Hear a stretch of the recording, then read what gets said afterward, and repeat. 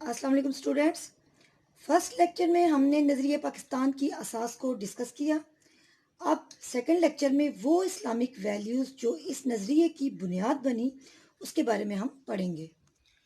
نظریہ پاکستان کی اسلامی اقدار یہ ہے: نمبر 1 عقائد و عبادات، نمبر 2 عدل و انصاف اور مساوات، نمبر 3 جمہوریت کا فروغ، نمبر 4 اخوت و بھائی چارہ، اور نمبر 5 شہریوں کے حقوق و فرائض. اچھا بچوں، اب یہ فرسٹ پوائنٹ جو عقائد و عبادات ہیں یعنی بلیفس اینڈ پریئرس، اس کو ہم ڈسکس کرتے ہیں اور اس کی ریڈنگ کرتے ہیں. پاکستان کے قیام کا مطالبہ کیا گیا تو اس کے پس منظر میں یہ سوچ بھی کار فرما تھی کہ مسلمان اپنے عقائد کے مطابق زندگی گزار سکیں اور عبادات کی ادائیگی میں کوئی رکاوٹ محسوس نہ کریں. عقائد میں توحید، رسالت صلی اللہ علیہ وآلہ وسلم، آخرت، ملائکہ اور الہامی کتب پر ایمان لانا شامل ہے. ان کے مجموعے کو ایمان کہتے ہیں. یعنی اس ڈیمانڈ کے پیچھے جو سوچ کام کر رہی تھی، یعنی نظریہ پاکستان کے پیچھے جو سوچ کام کر رہی تھی وہ یہ تھی کہ مسلمانوں کو اپنے عقائد و عبادات، اسلامی رسومات کی ادائیگی میں کوئی بھی دقت یا رکاوٹ پیش نہ آئے. اور وہ عقائد کیا تھے؟ یعنی اللہ تعالیٰ کی وحدانیت کا اقرار کرنا، رسالت پر ایمان لانا، فرشتوں پر ایمان لانا، آسمانی کتابوں پر ایمان لانا. یعنی ان سب کو اگر جمع کیا جائے تو یہ ایمان بنتا ہے.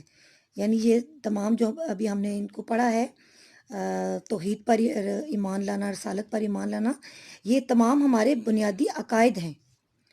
توحید اور رسالت اسلام کا پہلا رکن ہے. توحید سے مراد یہ ہے کہ اللہ تعالیٰ ساری کائنات کا خالق و مالک ہے، اس کا کوئی شریک نہیں اور نہ ہی کوئی چیز اس کے علم سے باہر ہے. ان اللہ علی کل شیء قدیر، بے شک اللہ تعالیٰ ہر چیز پر قادر ہے. یعنی کوئی شے اس کی قدرت سے باہر نہیں ہے. انسان کی حیثیت اللہ تعالیٰ کے نائب کی ہے. یعنی انسان کے پاس جو بھی اختیارات ہوتے ہیں وہ استعمال کرتا ہے، وہ اللہ تعالیٰ کی امانت کے طور پر استعمال کرتا ہے. یعنی اس کی حیثیت ایک نائب کی ہے. لہٰذا مسلمانوں پر اللہ تعالیٰ کے احکامات ماننا لازم ہے. اللہ تعالیٰ کے قادر مطلق ہونے اور انسان کے نائب ہونے کے عقائد سے خود بخود واضح ہو جاتا ہے کہ انسان اپنی طاقت کی حد تک عمل پر قادر ہے. یعنی اس کی کچھ حدود اللہ تعالیٰ نے مقرر کر دی گئی ہیں اور وہ ان حدود و قیود کے اندر رہ کر ہی ان اختیارات کا استعمال کر سکتا ہے. نیکسٹ، لیکن اصل قدرت اللہ تعالیٰ کے ہاتھ میں ہے. یعنی طاقت کا اصل سرچشمہ اللہ تعالیٰ کی ذات ہے. وہ مطلق العنان ہے، ساری باغ دوڑ اس کے ہاتھ پہ ہے. وہی قادر مطلق ہے اور ہر چیز پر قادر ہے. عقیدہ رسالت کا مطلب رسولوں پر ایمان لانا ہے. دائرہ اسلام میں آنے کے لیے لازم ہے کہ رسالت کو دل و جان سے تسلیم کیا جائے اور کسی اعتبار سے بھی اس میں شک و شبہ نہ کیا جائے. قرآن اور اسوہ رسول صلی اللہ علیہ وآلہ وسلم کو سرچشمہ ہدایت ماننا عقیدہ رسالت کا لازمی تقاضا ہے. یعنی انبیاء اور رسولوں پر ایمان لانا. آپ کو پتہ ہے کہ جب کوئی بھی مسلمان کلمہ پڑھتا ہے، لا الہ الا اللہ محمد رسول اللہ، تو اس میں خدا تعالیٰ کی وحدانیت کا اقرار کرنے کے علاوہ اس میں رسالت کا بھی اقرار کیا جاتا ہے کہ حضرت محمد صلی اللہ علیہ وآلہ وسلم اللہ تعالیٰ کے آخری رسول ہیں. تو اس سے یہ ثابت ہوتا ہے کہ ہمارا ایمان اس وقت پختہ ہوتا ہے جب ہم اللہ کے بعد اس کے رسولوں کو بھی مانیں. نیکسٹ ہے، اسلام کا دوسرا رکن نماز ہے.